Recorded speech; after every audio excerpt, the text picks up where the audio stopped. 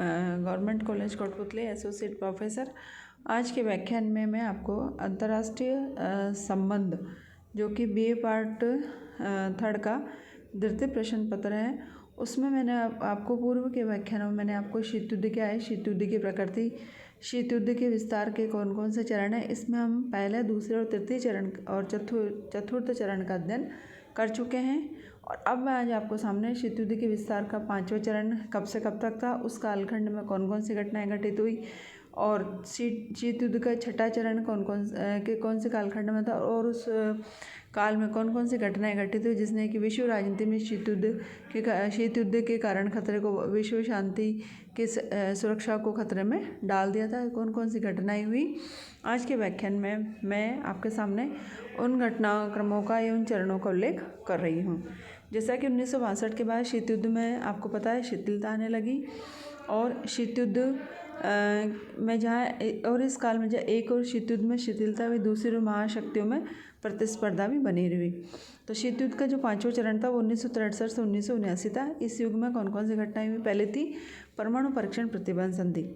25 जुलाई 1963 को ब्रिटेन से ही दोनों देशों ने मॉस्को में बाह्य अंतरिक्ष, वायुमंडल और समुद्र में अणु परीक्षणों पर प्रतिबंध लगाने वाले एक संधि पर हस्ताक्षर किए।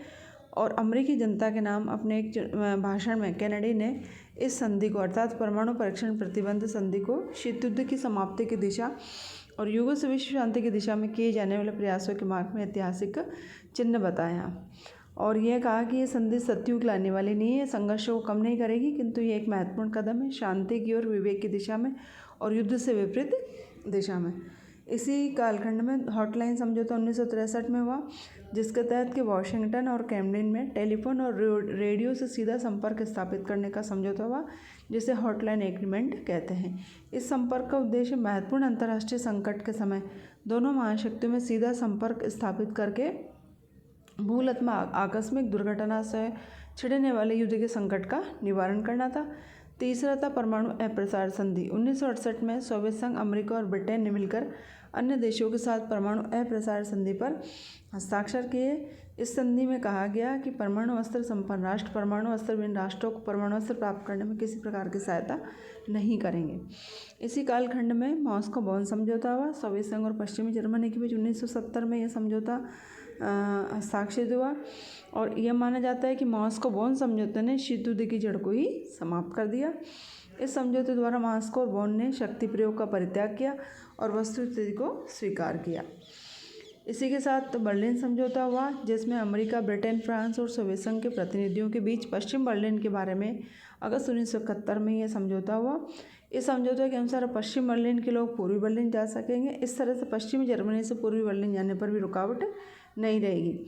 बर्लिन समझौता शांति की दिशा में एक महत्वपूर्ण कदम था। इसी के साथ साथ 2 जर्मन राज्यों का सिद्धांत भी इस युग में, इस काल में स्वीकार किया गया।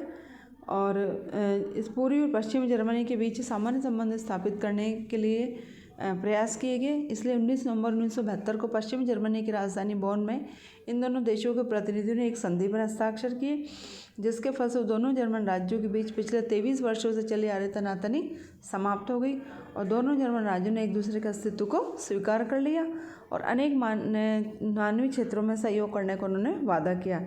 1973 में दोनों जर्मन राज्यों को संयुक्त राष्ट्र संघ की सदस्यता प्रदान की गई। इसी के साथ साथ यूरोपीय सुरक्षा सम्मेलन भी इस काल में हुआ। 3 से 6 जुलाई 1973 तक फिनलैंड की राजधानी हेलसिंकी में यूरोपीय सुरक्षा सम्मेलन आयोजित किया गया और इसमें यूरोप के 35 राज्यों के विदेश मंत्रियों ने भाग लिया था। और यूरोपीय राज्यों की सुरक्षा सम्मेलन का उद्देश्य अंतर्राष्ट्रीय तनाव को समाप्त करके शीत युद्ध का अंत करना और सुरक्षा की नई भावना उत्पन्न करना था। दूसरा यूरोपीय सुरक्षा सम्मेलन 1974 में व्लादिवोस्टोक शिखर सम्मेलन के नाम से जाना जाता है। इसमें अमेरिका और सोवियत संघ ने तनाव कम करने का प्रयास किया और व्लादिवोस्टोक में राष्ट्रपति फोर्ड और सोवियत नेता ब्रेजनेव की मुलाकात हुई और उनमें सामरिक स्तर पर परिसीमन समझौते की रूपरेखा तैयार की गई, जिसका उद्देश्य शीत युद्ध को समाप्त करने की दिशा में एक महत्वपूर्ण कदम बढ़ाना था। और तृतीय यूरोपीय सुरक्षा सम्मेलन बेलग्रेड में जून 1977 में हुआ। इस सम्मेलन में लगभग 50 यूरोपीय देशों ने भाग लिया और सम्मेलन पूर्व और पश्चिम के बीच सुरक्षा और सद्भाव स्थापित करने के लिए यूरोपीय सहयोग को सुदृढ़ बनाने के प्रश्न पर विचार हुआ। इसी के साथ शीत युद्ध के विस्तार का छठा चरण प्रारंभ हम मान सकते हैं 1980 से 1989।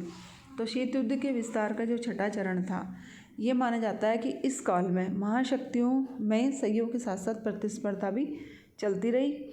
और इस चरण को हम, जो शीत युद्ध का छठा चरण था अर्थात 1980 से 1989 को, हम युद्ध के अलावा सभी साधनों द्वारा संघर्ष भी कह सकते हैं।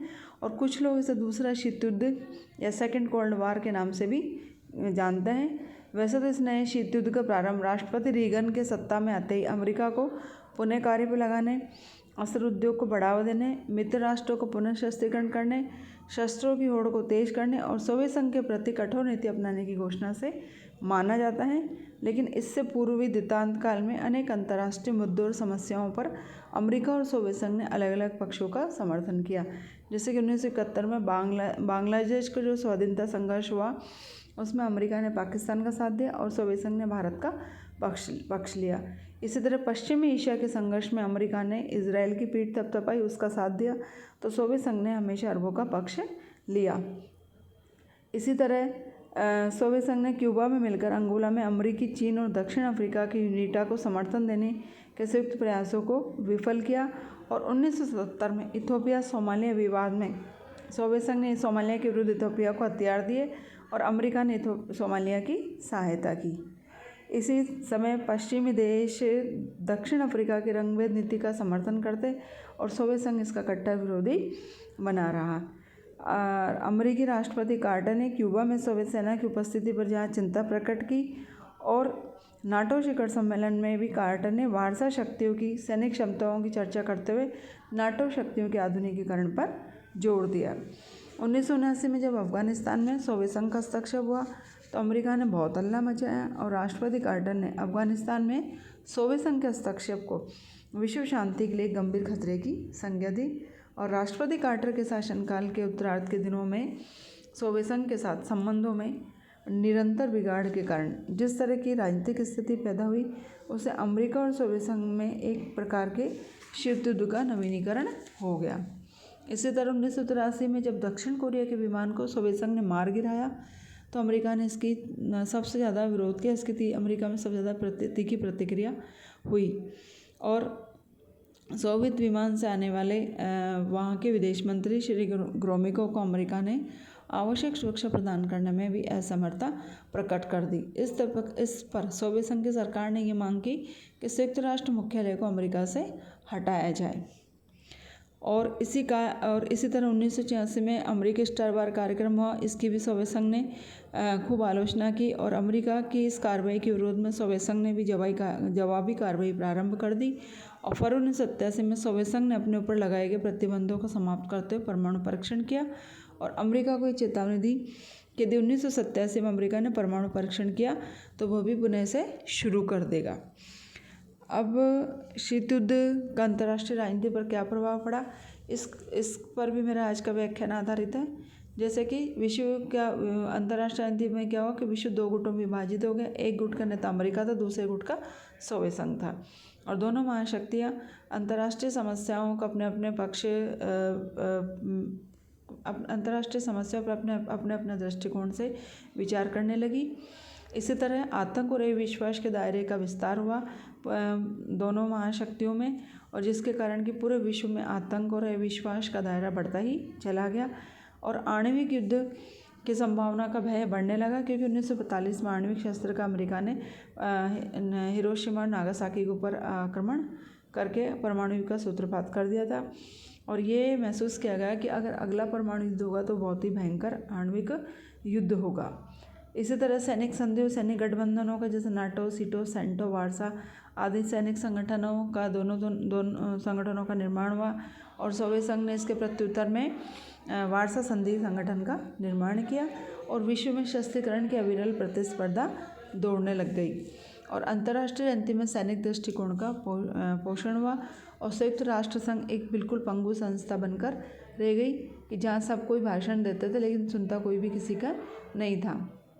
और ये माना गया कि शीत युद्ध के वातावरण में वाद विवाद भैरव के संवाद बनकर रह गए और सुरक्षा परिषद को लकवा लग गया क्योंकि सुरक्षा परिषद में अमेरिका और सोवियत संघ दोनों एक दूसरे के विरोधी प्रस्तावों को विरोधी प्रस्तावों को नकारने लगे और उस पर वीटो का अधिक से अधिक प्रयोग करने लगे। और इसका परिणाम ये हुआ कि मानवीय कल्याण के कार्यक्रमों की उपेक्षा शीत युद्ध के कारण, क्योंकि विश्व राजनीति का केंद्रीय बिंदु सुरक्षा की समस्या तक सीमित रह गया और मानव कल्याण से संबंधित कई महत्वपूर्ण कार्य समाप्त हुए, जैसे कि विकासशील देशों की या तीसरी दुनिया के देशों को भुखमरी, बीमारी, बेरोजगारी, अशिक्षा, आर्थिक पिछड़ापन, राजनीतिक अस्थिरता आदि महत्वपूर्ण समस्याओं से उचित निदान नहीं मिल सका, क्योंकि महाशक्तियों का दृष्टिकोण मुक्त शक्ति की राजनीति तक ही सीमित होकर रह गया था। ये तो हुआ कि शीत युद्ध का अंतर्राष्ट्रीय राजनीति पर क्या नकारात्मक प्रभाव पड़ा, लेकिन विद्यार्थी शीत युद्ध का अंतर्राष्ट्रीय राजनीति पर सकारात्मक प्रभाव भी पड़ा कि शीत युद्ध के कारण गुटनिरपेक्ष आंदोलन नॉन अर्थात नॉन अलाइनमेंट मूवमेंट को बढ़ावा मिला और तीसरी दुनिया के राष्ट्रों को उपनिवेशवाद से सही मायने में मुक्ति मिली। शीत युद्ध के कारण शांतिपूर्ण सहअस्तित्व को प्रोत्साहन मिला और शीत युद्ध के कारण तकनीकी और प्राविधिक उन्नति, खासतौर से आणविक शस्त्र के विकास में तीव्रता आई और संयुक्त राष्ट्र संघ में निर्णय शक्ति सुरक्षा परिषद के बजाय महासभा को हस्तांतरित हो गई और राष्ट्रों की विदेश नीति में यथार्थवाद का आविर्भाव हुआ और शीत युद्ध से शक्ति संतुलन की स्थापना हुई। तो ये था हमारा शीत युद्ध क्या है, शीत युद्ध के कौन कौन से चरण थे और शीत युद्ध का अंतर्राष्ट्रीय राजनीति पर क्या प्रभाव पड़ा। धन्यवाद। अब अगले व्याख्यान में आपको द्वितांत क्या है इस पर मेरा व्याख्यान आधारित रहेगा। धन्यवाद।